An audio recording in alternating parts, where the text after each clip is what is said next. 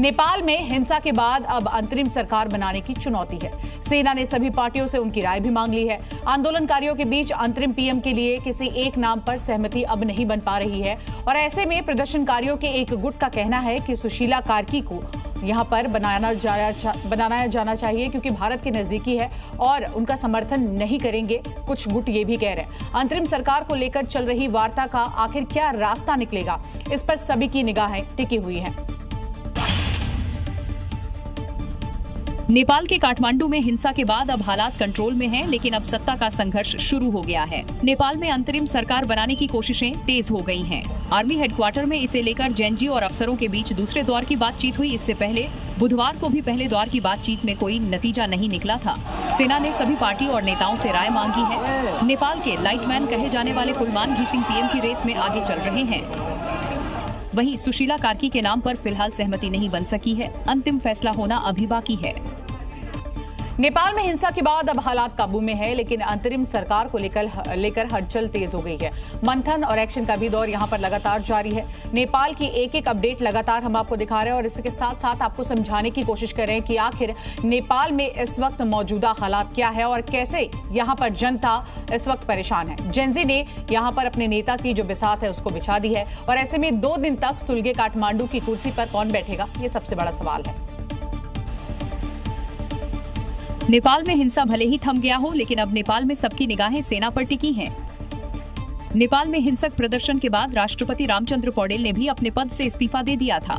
नेपाल में राष्ट्रपति, प्रधानमंत्री, गृह मंत्री समेत सभी मंत्री पद खाली हो चुके हैं।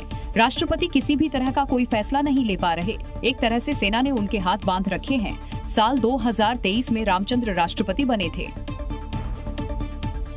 हालांकि सुरक्षा जिम्मेदारी संभाल रही नेपाली सेना की भी आलोचना हो रही है। नेपाल की सत्ता से ओली सरकार को उखाड़ फेंकने के बाद जेएनजी के जो नेता है वो अपने अगले मिशन में जुट गए हैं। युवा नेताओं के बीच बयानों की जंग लगातार जारी है। हिंसा का ढीकरा सियासी पार्टियों पर फोड़ा जा रहा है। नेपाल में तख्ता पलट के बाद जेएनजी नेता आमने सामने आ गए हैं। कुछ नेताओं का कहना है कि उन्होंने शांतिपूर्ण विरोध प्रदर्शन की अपील की थी। हिंसा और आगजनी के पीछे राजनीतिक पार्टियों के कार्यकर्ता शामिल हैं। वहीं नेपाली कांग्रेस के महासचिव गगन थापा ने एक वीडियो संदेश जारी किया, जिसमें उन्होंने माना कि काठमांडू में हुई हिंसा में उनसे और सत्ता पर काबिज रही पार्टी के दूसरे नेताओं से कई गलती हुई। नेपाल में सोशल मीडिया पर प्रतिबंधों के खिलाफ शुरू हुआ हिंसक आंदोलन भले ही थम गया हो, लेकिन जेएनजी आंदोलन ने देश की राजनीति को झकझोर कर रख दिया है।